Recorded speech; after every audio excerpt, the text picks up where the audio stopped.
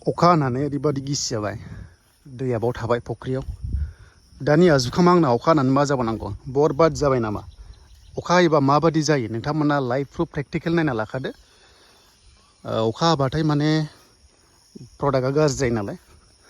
दा अखा हानानै जोंना मा जाखो आं बेखौ नोंथांमोना ससे खोन्थागोन मानोना खायसे खायसे अखा लोगो मोननो हागौ नेक्स्ट लेभेलाव गायोबा होमबा माबादि अपसन दङ बेखौ नोंथांमोना नायना लाखादो आरो दिनै मोनायाव ओरैबादि अखा हादों हरसे हादों दा बेयाव नै दानना दोननायावहाय माने अखाया हाबबाबो माने थाब राननायनि जाहोना बेनो डाइरेक्ट सान्दुंआ नांफिनबाय नालाय अखाया नेक्स्टआव रानफिनो थाब दैया आरो दा टेनसन जाया जेबो टेनसन जानांगौ गैया बिदि अखा हादोंबाबो जेबो टेनसन गैया नाथाय जुदि फनानै दोननानै जुदि अखा हायोबासो प्रब्लेम जायो दा माबादि जादों जों नायनोसै मैया फदोंमोन ना मैया फनाया दाथ' दै सिबाय नामा बेखौ दा जोङो लाइभ प्रुफ नायनोसै गाइस अखा हानायखाय ओरैबादि मोजां मोनदों भिउआबो ओरैबादि बरिया फैदों नै दाबो जोमैया ओरैबादि दङ स' दायो दिनै रोगाखासिगोन दायो ट्रेक्टर लेंहरदों दा ट्रेक्टरा सफैबायदां गाबनाय खोनादों आङो स' रायजोफोर दायो जुद्धआ माजों जादों होनोबा आं बेखौ नोंथांमोना सुंद'यै फोरमायगोन आरो बे सुंद' खोथायाव नोंथांमोना गासिबो क्लियार जागोन जेब्ला जाथाय जादोंमोन बेखौ दसे नोंथांमोना खोनासंग्रोदो बेनिफ्रायसो जागायदों नालाय जेब्ला इन्डियानि हिन्दुस्ताननि आन्दाराव काश्मीर दङना बे काश्मीराव मोनसे पेहेलगाम होननाय टुरिस्ट जायगा दंमोन माने जिखुनु जाया बेरायग्रा जायगा दंमोन आरो गोरलै बाथ्रायाव बेरायहैग्रा जायगा दंमोन जेरै जोंनि भैरबकुन्द'आनो जा बा हमना ला गुबुन पार्कआनो जा बेबादि मोनसे टाइपनि फेमास मोनसे सिनारि गोनां बेवहाय नों आंहा गासैबो बेरायनो फैयो खालि हिन्दुस्ताननि मानसि इन्डियानि मानसियाल' बाव बेराया लकेसनाव दङ हिन्दुस्तानाव दङ इन्डियाआव दङ ओमफ्राय बेवहाय गुबुन मानसि फरेनार फैयो जेरै नेपालि फैयो बा गुबुन कान्ट्रिसनि हादरनि फैयो आरो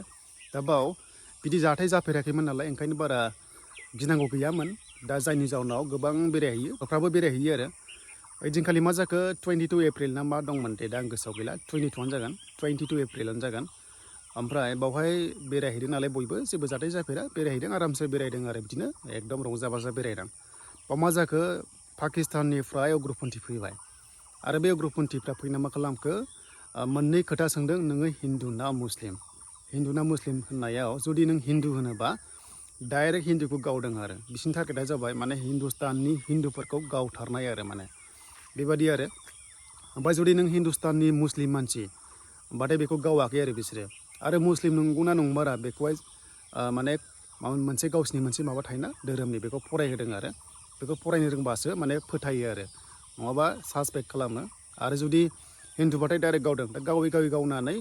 गासै 26 जन गावदों बिनि गेजेराव सासे नेपालि दंमोन आरो दा नेपाल हादराबो बिराद रागा जोंदों बिनि थाखायनो दाना मोजां फैबाय अपारेशन सिन्दुर दायो लन्च खालामदोंना दा मानि थाखाय लन्च खालामदों बेखौनो एसे नोंथांमोना एनालाइज खालाम एसे सानलाय जे हिन्दुफ्रा हाबा जायोबा सिन्दुर लायोना बै समावथ' गावथार जाबाय आरो गावथार जानाय लोगो लोगो फिसाय गावथार जानाय लोगो लोगो सिन्दुरा गोमोरनांबायना थ' बिनि थाखायनो दा बिनि हेंथायै बिनि एगेन्स्टआव रिभेन्स लानानै मा खालामदों इन्डियाया अपारेशननि नामखौ दोनबाय अपारेशन सिन्दुर माने बेजोंनो एन्सारखौ होसिगोन आरो माने फिननायखौ बे अपारेशन सिन्दुरजोंनो बिसोर जायनाखि गावग्रा उग्रपन्थी बिसोरखौ बेजोंनो फोजोबस्रांनायनि मोनसे टारगेट लादों आरो दा बे दावहाया वर्ल्ड वार नङा माने हादरजों हादर जानाय दावहा नङा अके बेखौ गोरोन्थि बुजिनाङा इन्डियान आर्मिया मा पाकिस्ताननि आर्मिजों एबा इन्डियाहाय माने हिन्दुस्ताना पाकिस्तानजों दावहा जानाय नङा बे जादों माने जायनाखि उग्रपन्थी आतंकबादि ना बिसोरखौसो माने दायो इन्डियाहाय फोजोबस्रांनायनि टारगेट लादों आरो अके गोबां साननो हागौ पाकिस्तान इन्डिया जादों बे नंथ'आ दायो बिदि नङा खुनु बिदि हादरजों हादर दावहा जायाखै एसेबां गिनांगौ नोंथांमोना गैया आरो अके माने एसेबां गिनाङा नाथाय एलार्ट जानाया मोजां आरो दा हादरजों हादर दासिमबो जायाखै आरो इन्डियाहाय खालि मा जायनाखि उग्रपन्थी बिसोरखौसो माने फुरा फोजोबनो टारगेट लादों जेराव 9 इयार स्ट्राइक होदोंना गोजौनिफ्राय गावदों बम गावदों बेवहाय माने गोबां उग्रपन्थी 100 जननि बारा थैबाय दासिम पाकिस्ताननि उग्रपन्थीफ्रा आरो दा इन्डियानाबो थैदों दा निउसाव नाय बादिबा 13 जन थैबाय होनना बुंदों बेखौ स्क्रिनाव नाय आं होगासिनो दङ निउसाव होदों आरो बाट बे दावहाया हादरजों हादर नङा एसेबां नोंथांमोना गिनांगौ गैया खालि मा एलार्ट जा माबा मोनसे इमारजेन्सि जायोबा जाहाथे गावखौनो माने सेफआव दोननो हायो दा दा बेखिनि दावहानि माखासे डिटेला आरो आं दा दंफैयो आंनि जुखाम बागानावनो मानोना अखा हाबाय अखा हानायखाय एसे खस्थ' मोनदों फिथाइया दै सिनायनि लामायाव थांगासिनो दङ दा बेखौ मारै बासायनो हागोन दा ट्रेक्टर लेंहरदों लेबार लेंहरदों ओमफ्राय बेलेगाव स्टक दोननानै बेखौ बासायगोन आरो दैनिफ्राय नङाबा एकदम गाजा बेरजोबनानै लस जागोन आं अखाया ओरैबायदि हाबाय एकदम अखा हायैसोमोन माबाया बोथोरा ओमफ्राय अखा हाना होबाय दा जुखामासो लागायजोब्बाय नै दा जुखामा माबायदि कन्डिसन जाखो बेखौ नायनोसै मैयाथ' फबाय आं फनाया नै दा दै हाबखो ना माखो नायनो आरो दै हाबदोंना हाबाखै नायनो माने दै हाबोबा गाजा बेरो आरो सानथामसो अखा लोगो मोनबाथाय गाजा बेरो बेवहाय दा जोङो नायनोसै सिङाव हाबदोंना हाबमाराखै नाय एसे हाबदों बिदि कन्टिनिउ हाबबाय होनबाथाय गाजा बेरजोबगोन बियो आरो मेचिनाव गेब्लेजोबगोन ओंखायनो मा खालामनांगौ दा बेखौ जोङो सानथामसो फोराननांसिगोन आरो सानथामसो फोराननानै जेब्ला गोरान जायो होमबासो मारा होनो हासिगोन दा बेनो रिक्सआ माने अखा हाबाथाय प्रब्लेम जायो ओंखायनो जेसेबां हायो आं बुंबाय थाखादों सिगांनिफ्रायनो